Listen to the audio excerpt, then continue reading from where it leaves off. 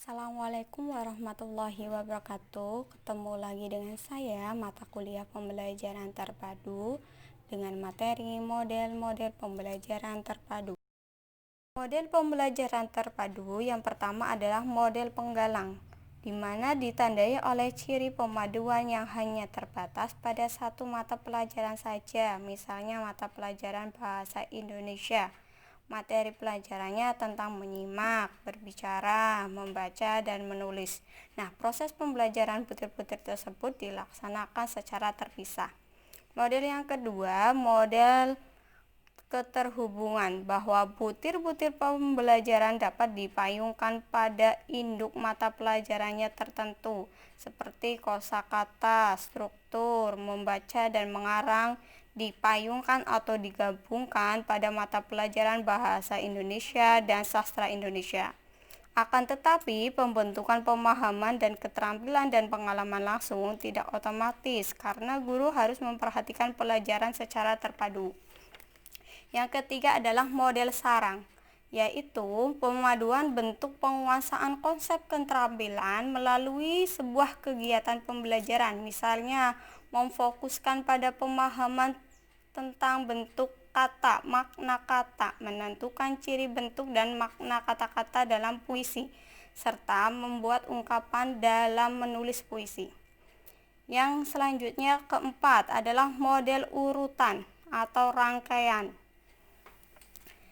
yaitu model di mana pemaduan topik-topik antar mata pelajaran yang berbeda secara paralel, misalnya topik pembahasannya secara paralel atau dalam jam yang sama dapat dipadukan dengan ihwal sejarah perjuangan bangsa.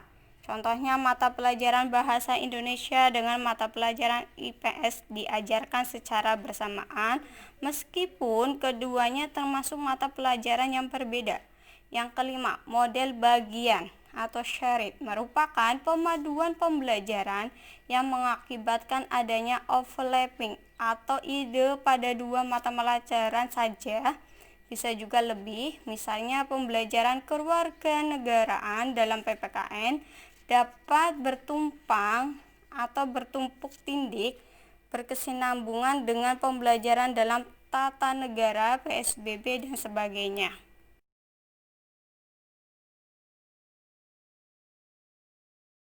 Yang keenam, model jaring laba-laba. Model ini model yang paling populer dan model ini bertolak dengan pendekatan tematis sebagai pemandu bahan kegiatan pembelajaran.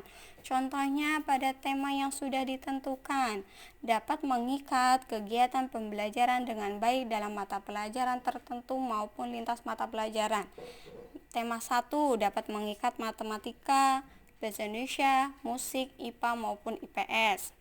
Yang ketujuh, model galur merupakan model pemaduan bentuk keterampilan, misalnya melakukan prediksi dan estimasi dalam matematika. Contohnya lagi ramalan terhadap kejadian-kejadian. Misalnya ada lagi antisipasi terhadap novel dan sebagainya. Yang kedelapan, model keterpaduan merupakan pemaduan sejumlah topik dengan mata pelajaran yang berbeda tetapi esensinya sama dalam sebuah topik. Contohnya mata pelajaran matematika, bahasa Indonesia, pengetahuan alam, pengetahuan sosial bisa diletakkan dalam mata pelajaran pengetahuan alam. Yang kesembilan, model immerset atau celupan.